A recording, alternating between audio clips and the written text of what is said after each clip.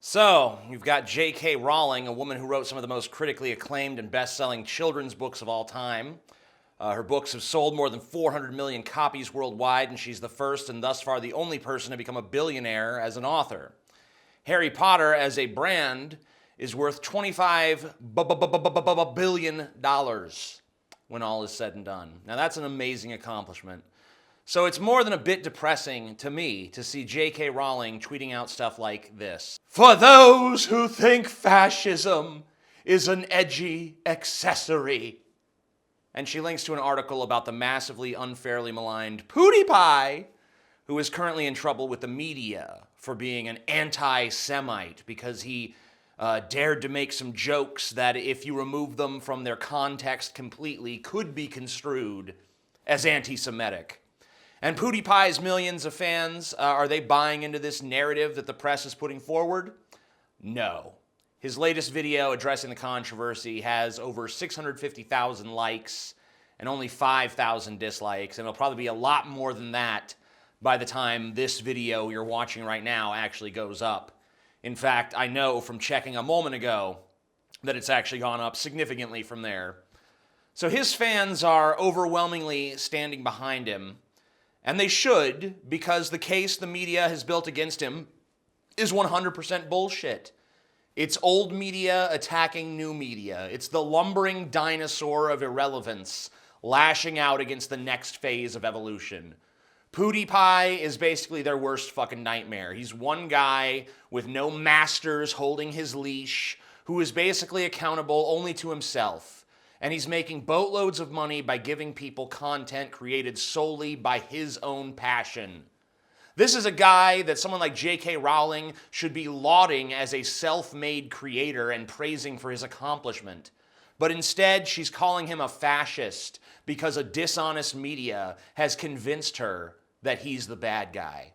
You would think someone like Rowling, who wrote a character like Rita Skeeter, a character that satirizes just how sensationalistic and unconcerned with truth the press really is, would be more skeptical of the media. But no, she just totally accepts the outright lie of PewDiePie being a fascist who fucking hates Jews. What an alarming lack of skepticism from such an influential figure, especially from one who has every tool at her disposal to see through this nonsense. I love J.K. Rowling's Harry Potter series, and I've read it several times, but this greatly diminishes my respect for her as a person when she's willing to just label a man a fascist because he made some jokes that the press took out of context for a series of hit pieces that are completely baseless and are really just out-and-out lies designed to deceive the gullible. But J.K. Rowling doesn't have the excuse of being gullible. And I, for one, think she should look into this matter and publish an apology, because PewDiePie is no more a fascist than she is, and she should fucking acknowledge that. And I'm saying all of this, by the way, as a guy who doesn't even watch PewDiePie. When I heard that he was doing anti-Semitic shit on his channel, I didn't instantly know that that was false. Do you know what I did? I fucking investigated. I looked at the jokes in question. I looked at what PewDiePie's fans were saying. I looked at what other YouTubers were saying about the situation. It took all of 15 minutes to realize that this story was totally bogus and nothing more than a hit piece designed to make one of the blandest and most inoffensive YouTubers seem like he's fucking dangerous. And the truth is, I don't like PewDiePie. And I don't mean I don't like him as a person, because I don't even know him as a person. But as a channel, I don't enjoy what he does. I think it's boring. I think it's pandering. I think it's safe. But the media was able to take that track record and spin it into, oh my God, what a Jew-hating fucking monster! And now PewDiePie seems like he's got fucking edge. He's got that rogue appeal. A guy who has spent his YouTube career playing it safe and pandering now has an aura of danger, an edge. Oh, we love the edge. All because of some clumsy hit pieces propagated by a media that has completely fucking lost its touch. And if you disagree with my assessment of PewDiePie, then feel free to do that. But in my opinion, The only really big YouTuber that I think is worth a shit is JonTron, who could probably make you laugh at your mother's fucking funeral. He's so funny. I feel like a guy like JonTron should be enjoying that PewDiePie level of success. But the world strangely doesn't conform to what I think is fair. It's almost like my opinion doesn't affect reality. And if anyone wants to call me bitter because I'm jealous of PewDiePie's success, I think that's a fair criticism. I'm happy to admit that I think what I do is better than what he does, yet I'm relegated to relative obscurity while he's riding an ever greater wave of success. And now I'm making a video trying to use his name to eke out views for myself like a fucking parasite. But it's not like I'm the only one feeding on PewDiePie's crumbs right now. Seems like this story is all anyone on YouTube is talking about. And if you think it's because they're all so very deeply invested, then I hate to pop that fucking bubble, but that's not why. It's because they want those precious little PewDiePie crumbs. Oh yes, oh little PewDiePie crumbs. Ooh. PewDiePie gets more views on an average day than I get in an average month. And I'm someone who makes enough money on YouTube for it to be my job. I live in a nice big house and drive a nice new car, all with the money I get from YouTube. And yet, the success I've had is minuscule compared to PewDiePie. It's nothing. If PewDiePie woke up tomorrow and his channel was suddenly at my channel's level of popularity, he would jump off a fucking bridge. So there is some jealousy in me towards PewDiePie. Why would there not be? He has a level of success that I can only dream about with content that I can't even fucking stomach. So yeah, I'm fucking jealous. Now, I probably have an inflated sense of just how good I am, because to my mind, practically everything I do is a masterpiece. I look at my own work and I just think it's fucking brilliant. Like last night on the Drunken Peasants podcast, my co-host Ben showed a video I recorded probably around 2009 called Teen Girl Feet or something like that. And everyone was going on and I'm, oh, it's so cringy, oh, it's so bad.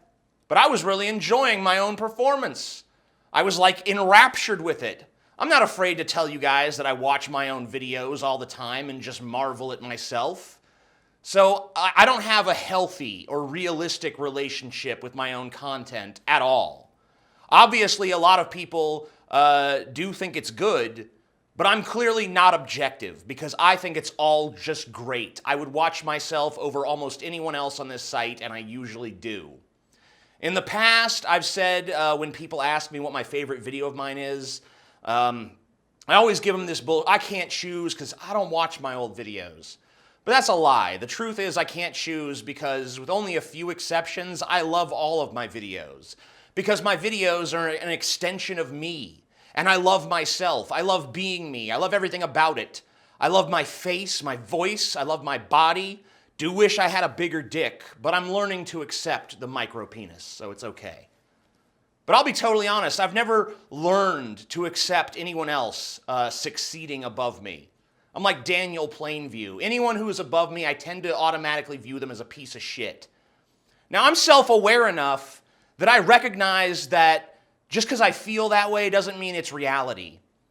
But guys, if PewDiePie is better than me, I just can't accept that. Whenever I've had the misfortune of watching one of his videos, I'm struck primarily by how profoundly not entertaining they are. And then I'm faced with the reality that the boring piece of soulless dreck that I just watched will get about as many views by itself as my entire channel gets in a month. So I do hate PewDiePie.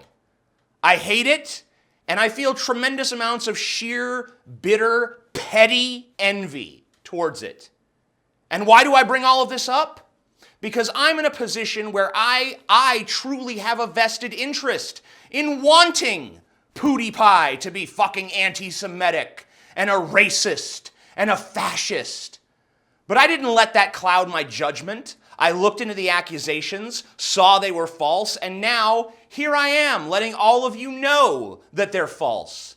Meanwhile, J.K. Rowling, who has no reason whatsoever to envy PewDiePie's success because her own success is even farther beyond his than his is beyond mine. But she's out there calling him a fucking fascist on Twitter. She has no reason to hate this guy. To her, he's fucking nothing. Yet she was willing to just see an article about what a bad guy he is and blast it without question. And J.K. Rowling, whatever you think of her as a person, is way smarter than that. She should be held to a higher standard than your average schlub who doesn't know her cunt from a hole in the ground. And I can't even really blame the media that much for their dishonesty because that's just ingrained in their fucking business model at this point. But J.K. Rowling has no vested interest in any of this. For her to take the megaphone of her Twitter and use it against some poor fucking schmuck on YouTube for daring to make some slightly offensive jokes is just beyond the pale insane, and it's a misuse of influence that we should all immediately call out. There's no fucking reason for this whatsoever. It's just meanness for the sake of being mean. When did J.K. Rowling turn into Draco Malfoy? You know, I don't use the word bullying much because I think it's turned into like one of these overused buzzwords. But when someone with a huge social media influence attacks someone much smaller than they are for no reason whatsoever and helps to spread vicious lies about a person who has never done them any wrong, that's fucking bullying. And it's bullying without even the benefit of a clear motive. Is J.K. Rowling so brainlessly anti-fascist that she will attack anyone that the media points to and says, look, it's a fascist, regardless of whether or not the claim is true? Well, apparently so. And that's sad because I know J.K. Rowling does have a brain, but for some reason, she's decided to stop using it. Maybe she feels that she has ascended to a level of celebrity where due diligence and research no longer apply to her. Maybe she feels as if when she states something to be true, it is true because she has said it. Maybe she's become blinded by her own arrogance and ego. And if so, I can at least empathize with that. As I've stated just a moment ago, my own ego is often a burden that I must be vigilant to control. I can only imagine how being a billionaire must exacerbate such delusions of grandeur. But there's no excuse for this. JK, you need to apologize. You need to look into this case and realize your error and apologize. Either that or you need to fuck off back to your mansions and stop being a public figure because you're currently disgracing your own body of work with this petty behavior. No one wants to see a J.K. Rowling that reads Rita Skeeter as gospel truth and bullies people like a Slytherin for telling off-color jokes. And to any PewDiePie fans that might be offended by my anti-PewDiePie rant portion of this video, I'm just being honest about my own biases. I'm not going to treat the guy like a hero just because he was a victim of some bad press. I'm not impressed with his content, but guess what? I applaud his success. He has obviously earned what he has, and I think he deserves all the accolades that he gets. He just won't be getting any from me because it's not my cup of tea, and even if it were, my jealousy might get in the way of ever really appreciating him.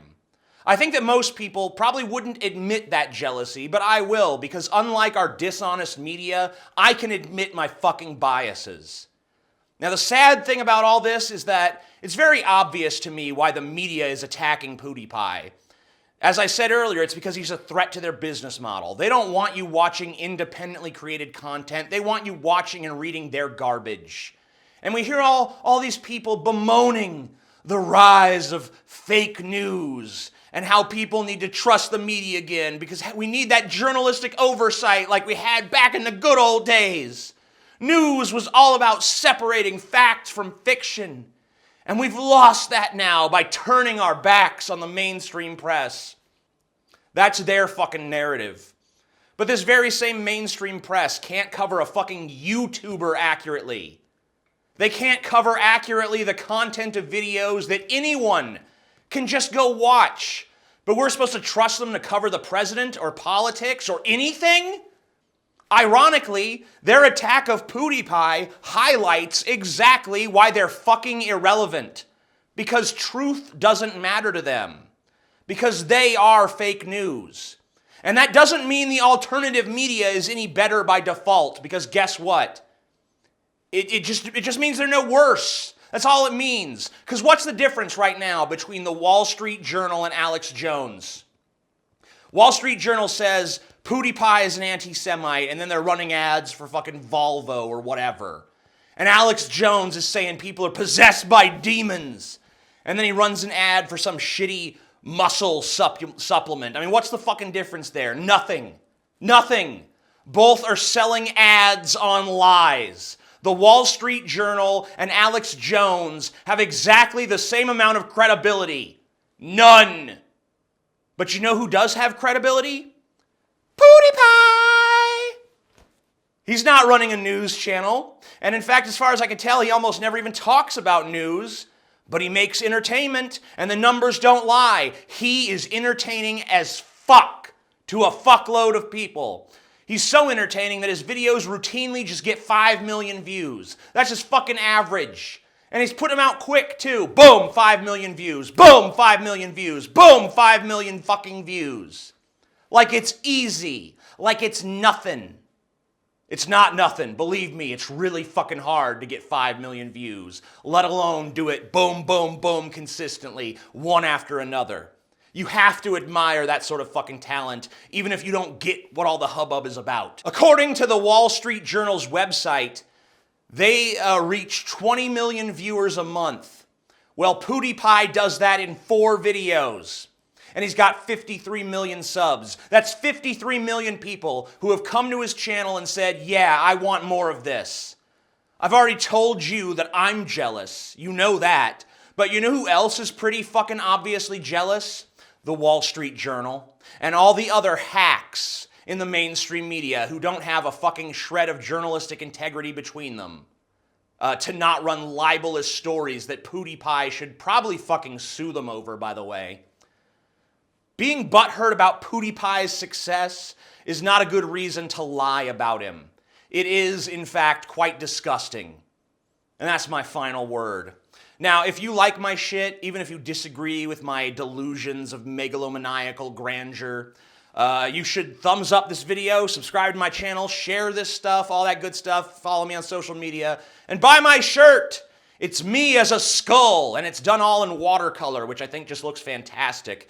And if you send me a picture of you wearing it, I'll feature that shit on my future video, because I am a river unto the fans. Without you, I am nothing.